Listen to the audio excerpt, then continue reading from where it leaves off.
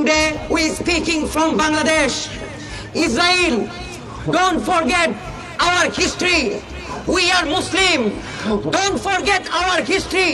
We are follower of Muhammad bin Qasim. We are follower of Sultan Mahmud Ghaznavi. We are follower of Khalid bin Walid. We are follower of Hazrat Ali radiallahu ta'ala anhu. We are soldier of our dear Prophet Hudur Muhammad sallallahu alayhi wasallam. We are servant of Allah. If we want, we can destroy Israel, and very soon we will remove Israel from this world map. আজকে বাংলার জমিন থেকে আমরা ঘোষণা দিচ্ছি, Israel ভুলে যাস না, আমরা মুসলমান। আমাদের ইতিহাস সালাউদ্দিন আইয়ুবের ইতিহাস, আমাদের ইতিহাস খালেদ বিন ওয়ালিদের ইতিহাস।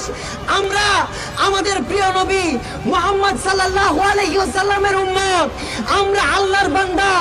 আমরা চাইলে ইসরায়েলকে ধ্বংস করে দিতে পারি এবং অতি শীঘ্রই এই পৃথিবীর জমিনে, এই পৃথিবীর মানচিত্রে ইসরায়েল নামের কোন রাষ্ট্র থাকবে না। আজকে আমরা এই বাংলার জমিন থেকে ঘোষণা দিচ্ছি, আমরা বলতে চাই, ইসরায়েল যেভাবে মুসলমানদেরকে হত্যা করছে, ফিলিস্তিনে যেভাবে মুসলমানদেরকে নির্মমভাবে হত্যাযজ্ঞ চালাচ্ছে, তারা বাংলাদেশের মধ্যে রোহিঙ্গারা যেভাবে আশ্রয় নিয়ে এসেছিল, সেভাবে তারা আশ্রয় নিতে ফিলিস্তিনে এসেছিল। আজকে ফিলিস্তিনের ভাইদের উপর হত্যাকাণ্ড চালাচ্ছে।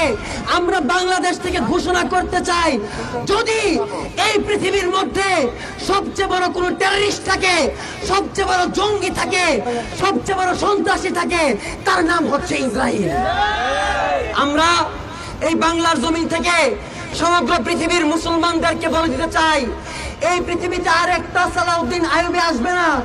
আমাদেরকে সালাউদ্দিন আইয়ুবী হতে হবে। আমরা বর্ডার গুলো ভেঙে ভেঙে ইসরায়েলের মধ্যে পঙ্কপালের মতো ঢুকবো। আমরা আবাবিল পাখির মতো ইসরায়েলের উপর হামলা করব। সমগ্র পৃথিবীর মধ্যে যতগুলো মুসলমান কান্ট্রি আছে, দেখা যায় মুসলমান কান্ট্রিগুলো আজকে নীরব। কথা বলেন না, মুসলমান কান্ট্রিগুলো আজকে নীরব। মুসলমান কান্ট্রিগুলোর দরকার ছিল, আমাদের মুসলমানদের উপর ইসরায়েল হামলা হচ্ছে, ঝাঁপিয়ে পড়া, তারা আজকে ঝাঁপিয়ে পড়ছে না, উল্টো আরো মুখের মধ্যে ললিপপ নিয়ে বসে আছে। মুসলমান কান্ট্রিগুলোকে বলতে চাই, সৌদি আরবকে বলতে চাই, আপনারা যদি সমগ্র পৃথিবীর মুসলমান কান্ট্রিদের মাথার তাজ হয়ে থাকতে চান, ইসরায়েলের বিরুদ্ধে যুদ্ধ ঘোষণা করেন। ইসরায়েলের বিরুদ্ধে যদি যুদ্ধ ঘোষণা না করেন, সৌদি আরবের বাচ্চাকেও আমাদের দেখার আছে, সময় কথা বলবে। আমরা যারা আজকে এখানে এসেছি, আমরা বিশ্বাস করি, আমরা যদি সুযোগ পাই, বর্ডার ভেঙে আমরা ইসরায়েলে প্রবেশ করব। ঠিক না বেঠিক?